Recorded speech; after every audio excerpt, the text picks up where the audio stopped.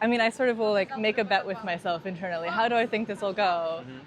Okay, again, nice to meet you. Good to meet you. Where are you from? I'm from the United States, near Boston. Yeah. What brought you here? So I'm actually traveling with my husband. We both wanted to come, and we're exploring different parts of the city and sharing what we've seen. So yeah.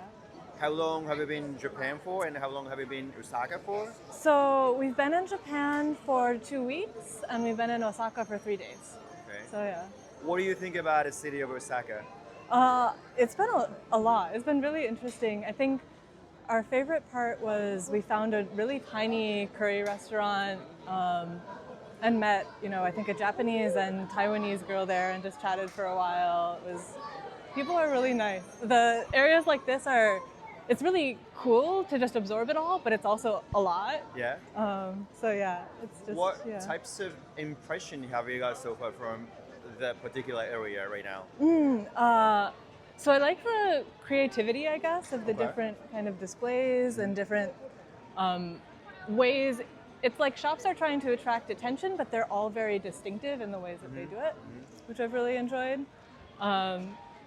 And it seems like there's a lot of people, a lot of international people, probably a lot of local people, although I'm sure that there's Right. variability in that.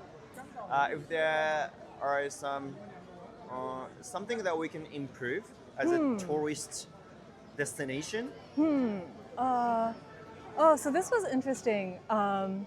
There are a lot of signs that tell people kind of how to be polite, which I think is really good. I don't know if people pay attention. But there are sometimes simple things like how to get on the bus and pay, where it would be like, oh, I have to Google this. I don't know. I don't want to mess up. Right. And I think that was the kind of thing where it would be nice to like have, oh, this is a clear way to do things. So I know people with food allergies have a hard time knowing where to eat.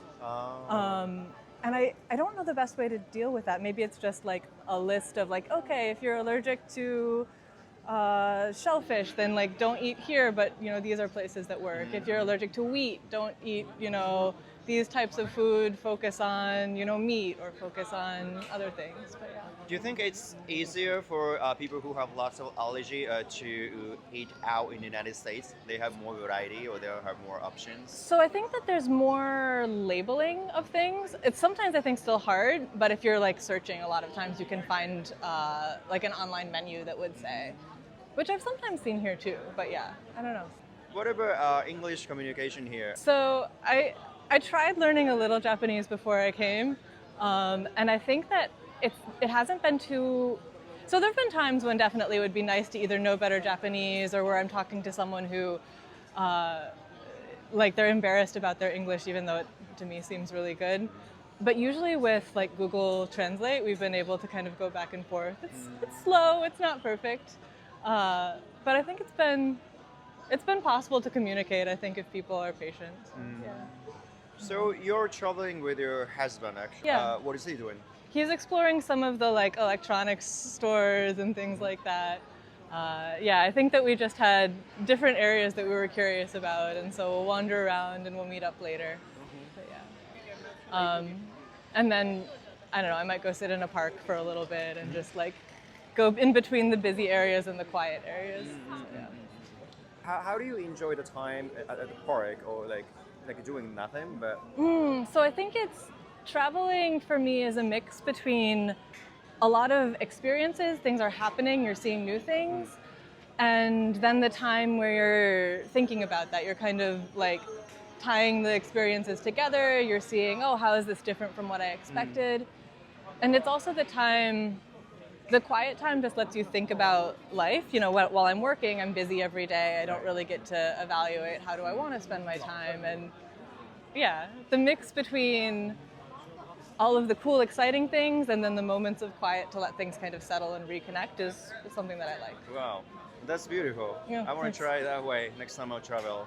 Yeah. I always just keep choosing all the exciting things over and over again and again. So I get so tired. I mean, I think that, yeah, it's easy to think you're going to waste your time, right? But especially, we're lucky enough to have a longer trip, so you have some of the time doing the exciting, bright, shiny things, and then the time to be refreshed, and yeah, I don't know. It works for me. It probably isn't for everyone, but yeah. What types of advices would you give to yourself if you can talk to you, let's say in 5 years ago? How about your life? About my life. That's a big one. Yeah, that's a big one. I think it would be if you have a chance to try something, do it. Don't put it off. Don't say like, oh no, maybe later I'll have time. Whether that's trying a new job opportunity, I think for me, more recently I've gotten to meet good people and like form new communities, and there was no reason I couldn't have. I mean, COVID, I guess, other than COVID, but I kind of put it off and was focusing on like, oh yeah, I'll have time next year. I'll have time next year. And no, it's good to mix it into life as you go.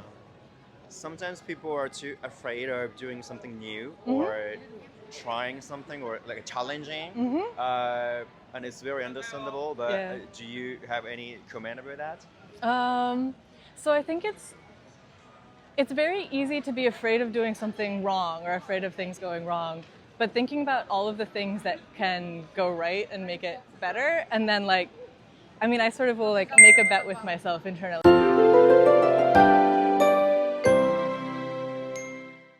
How do I think this will go?